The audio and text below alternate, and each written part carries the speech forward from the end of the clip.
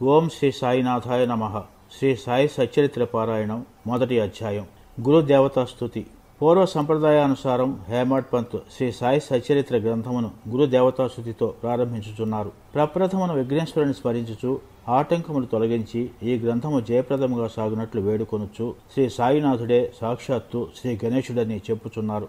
పిమ్మట శ్రీ సరస్వతీదేవిని స్మరించి ఆమె తనని గ్రంథరచనకు పూరుకొల్పినందులకు నమస్కరించుచు శ్రీ సాయియే సరస్వతి స్వరూపులై తమ కథను తామే గానము చేయుచున్నారని చెప్పుచున్నారు. తదుపరి సృష్టి స్థితి లయకారకులకు బ్రహ్మ విష్ణు మహేశ్వరులను ప్రార్థించి శ్రీ సాయియే త్రిమూర్త్యాత్మక స్వరూపులనియు సమర్థ సద్గురువులనియు వారు మనలను సంసారమున నదిని దాటించగలరనియు చెప్పుచున్నారు. తర్వాత తమ గృహదేవతయగు నారాయణ ఆదినాథునకు నమస్కరించి వారు కొంకణ దేశంలో వెలసిరనియు ఆ భూమి పరశురాముడు సముద్రం నుండి సంపాదించినదనియు చెప్పుచు వారి వంశ మూల పురుషుని స్తోత్రము చేసిరి.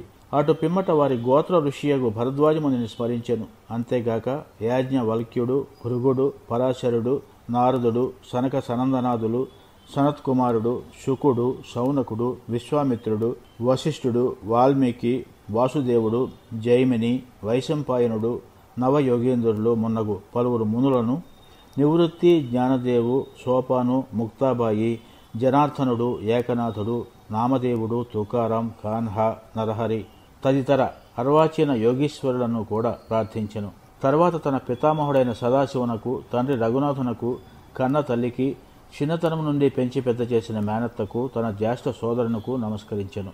అటుపైన పాఠకులకు నమస్కరించి తన గ్రంథమును ఏకాగ్ర చిత్తంతో పారాయణ చేయుడని ప్రార్థించెను.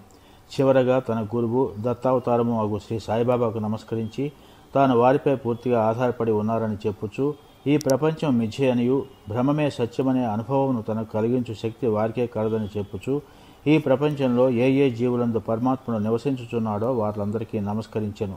పరాశరుడు, వ్యాసుడు, శాండిల్యుడు మొదలుగా గలవారు చెప్పిన భక్తి మార్గములను పొగిడి వర్ణించిన పిమ్మట హేమాడ్ పంత్ ఈ క్రింది కథను చెప్పుటకు ప్రారంభించెను. 1910వ సంవత్సరం తదుపరి ఒకనాటి ఉదయమున నేను షిరిడీ మసీదులో ఉన్న సాయిబాబా దర్శనం కోసం వెళ్ళి తిని అప్పుడు జరిగిన ఈ క్రింది విషయమును గమనించి మిక్కిలి ఆశ్చర్యపడి తిని. బాబా ముఖ ప్రక్షాళనము గావించుకొని గోధుమలు విసురుటకు సంసిద్ధుడగుచుండెను. వారు నేలపై గోనెపరిచి దానిపై తిరగలి ఉంచిరి. చేటలో కొన్ని గోధుమలు పోసుకొని కఫని అంటే చొక్కా చేతులు పైకి మడచి పిడిగడు చొప్పున గోధుమలు వేయుచూ విసరసాగిరి. అది చూసి నాలో నేను, ఈ గోధుమ పిండిని బాబా ఏమి చెయ్యును? ఆయన ఎందులకు గోధుమలు విసురుచుండెను? వారు భిక్షాటనముచే జీవించువారే, వారికి గోధుమ పిండితో ఏమి నిమిత్తము? వారికి పిండి నిల్వ చేయవలసిన అగత్యము లేదే అని చింతించితిని.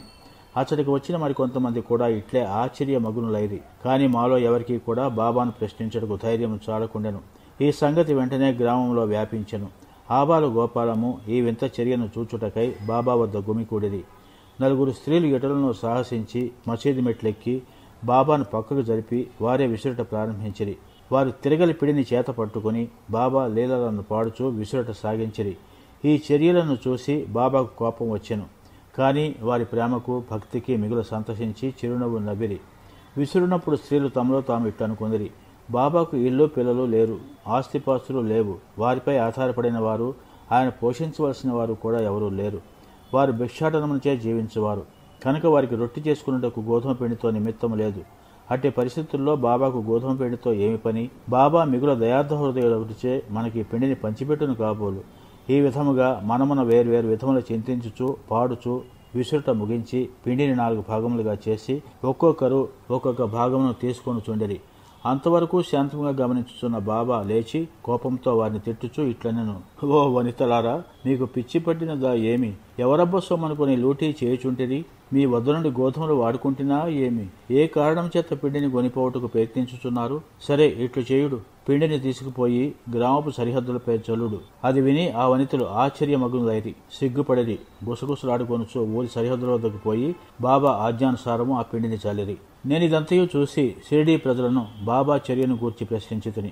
ఊరిలో కలరాజ్యాజ్యం కలదనియు దాన్ని శాంతింపజేయటకు అది బాబా సాధనమనియూ చెప్పిరి. అప్పుడు వారు విసిరినవి గోధుమలు కావనియూ వారు కలరాజ్యాజ్యమును విసిరి ఊరికవతల పారద్రోలిరనియూ చెప్పిరి. అప్పటినుంచి కలరా తగ్గెను. గ్రామంలోని ప్రజలందరూ ఆనందించిరి. ఇదంతయు వినిన నాకు మిక్కిలి సంతసం కలిగెను. దీని గూఢార్థమును తెలుసుకున్న కుతూహలము కలిగెను. గోధుమ పిండికి కలరాజ్యాజ్యమునకు సంబంధమేమి? ఈ రెండింటికి గల కార్యకారణ సంబంధమేమి? ఒకటి ఇంకొక దానిని ఎట్లు శాంతింపజేసెను? ఇదంతయు అగోచరముగా తోచెను.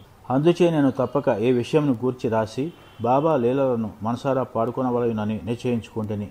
ఈ లీలను చూసి ఇట్లు భావించుకొని హృదయానంద పూరితుడనైతిని. ఈ ప్రకారముగా బాబా సచ్చరిత్రను రాయటకు ప్రేరేపింపబడితిని. అట్లే బాబా కృపా కటాక్షములచే ఆశీర్వాదములచే గ్రంథము నిర్విఘ్నముగాను జయప్రదముగాను పూర్తయినది. తిరిగలు విసురుట దాని వేదాంత తత్వము. తిరిగలు విసురుటను గూర్చి షిరిడీ ప్రజలు అనుకున్న రీతియే గాక దానిలో వేదాంత భావం కూడా కలదు. సాయిబాబా షిరిడీ యందు సుమారు 60 ఏళ్లు నివసించెను.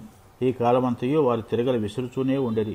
నిత్యము వారు విసురునది గోధుమలు కావు, భక్తుల యొక్క పాపములు, మనోవిచారములు మొదలగునవి. తిరుగల యొక్క క్రిందిరాయి కర్మ, మీదిరాయి భక్తి, చేతితో పట్టుకొనిన పిడి జ్ఞానం. జ్ఞానోదయమునకు గాని ఆత్మ సాక్షాత్కారమునకు గాని మొట్టమొదట పాపములను కోరికలను తుడిచివేయవలయను. అటు పిమ్మట త్రిగుణ రహిత్యము పొందవలెను, అహంకారమును చంపుకొనవలయను. ఇది వినగానే కబీర్ కథ జ్ఞప్తికి వచ్చును. ఒకనాడు స్త్రీ ఒకతే తిరుగలిలో ధాన్యమును వేసి విసురుచుండెను. దానిని చూసి కబీర్ ఏడవసాగెను. నిపతి నిరంజనుడను ఒక సాధు పొంగవుడు అది చూసి కారణమడగగా కబీర్ ఇట్లు జవాబిచ్చెను. నేను కూడా ఆ ధాన్యం వలె ప్రపంచమును తిరగలిలో విసరపడదను కదా. దానికి నిపతి నిరంజనుడు ఇట్లు బదులు చెప్పెను. భయము లేదు, తిరగలి పిడిని గట్టిగా పట్టుకొనుము, అనగా జ్ఞానమును విడవకము. నేనెట్లు గట్టిగా పట్టియున్నానో నీవును అట్లే చెయ్యుము. మనసును కేంద్రీకరించుము, దూరముగా పోనీయకము. అంతరాత్మను చూచుటకు దృష్టిని అంతర్ముఖము గానిమ్ము, నీవు తప్పక రక్షించబడెదవు. మొదటి అధ్యాయం సంపూర్ణం. సద్గురు శ్రీ సాయినాథార్పణమస్తు. శుభం భవతు.